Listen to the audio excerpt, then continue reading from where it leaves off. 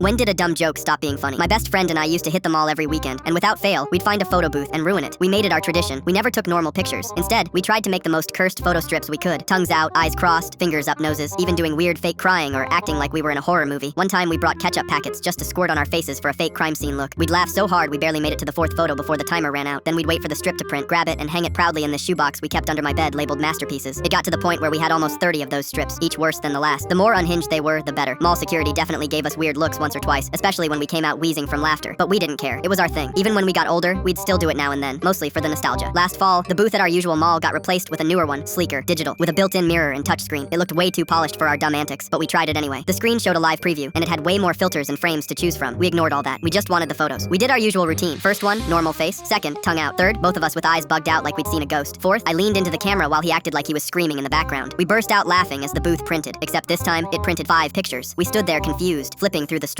The first 4 were exactly what we remembered, but the 5th, neither of us posed for it. In that last frame, we were both still in the booth, frozen mid-laugh, but the focus wasn't on us. It was what was behind us. In the mirror on the back wall of the booth, barely visible at first, there was a face. Not one of ours. It was high up, close to the top right corner, pressed against the glass like it had been staring from the ceiling. The skin looked too pale, stretched thin like wax. The eyes were huge, wide open, with no expression, just staring. We both stopped breathing. I flipped the strip over to see if it was some kind of prank filter, but it was just plain glossy paper. We checked the screen in the booth. It had already reset to the home page, no saved photos. I stepped back inside and looked at the mirror, just a blank wall with soft lights around it, but the glass was cold, too cold. When I leaned closer, my breath fogged it slightly, and for a split second, I thought I saw a shape shift behind the glass. That night, I put the photo strip in the shoebox like usual, but I couldn't stop thinking about that last frame. I kept telling myself maybe we bumped the camera, or maybe there was someone outside the booth we didn't notice, but the angle didn't make sense. That face was inside. The next morning, I opened the shoebox again. All the old strips were exactly as we'd left them, except the new one. The 5th frame looked different. Not the first 4, just the 5th. The face was still there, but it wasn't in the corner anymore. It had moved. It was lower now, closer to us. I swore it was smiling. A week later, my friend called me panicking. He said his bathroom mirror fogged up while he was brushing his teeth, and he saw something standing behind him in the reflection. When he turned around, no one was there. I didn't tell him, but the exact same thing happened to me 2 nights before. The photo strip, I tried to burn it, held a lighter under it for 10 seconds. The paper browned, curled a little, but the image didn't burn. Not even the part with the face. It just wouldn't catch. That night, I dreamed I was back in the photo booth, except I was alone, and the countdown wouldn't stop. It kept snapping photos, but I couldn't move. I was frozen in place while that face behind me got closer and closer with every frame. I woke up drenched in sweat. The next day, I opened the shoebox one more time. The strip was still there. The 5th photo had changed again. This time, the face was right behind my shoulder, looking straight into the camera.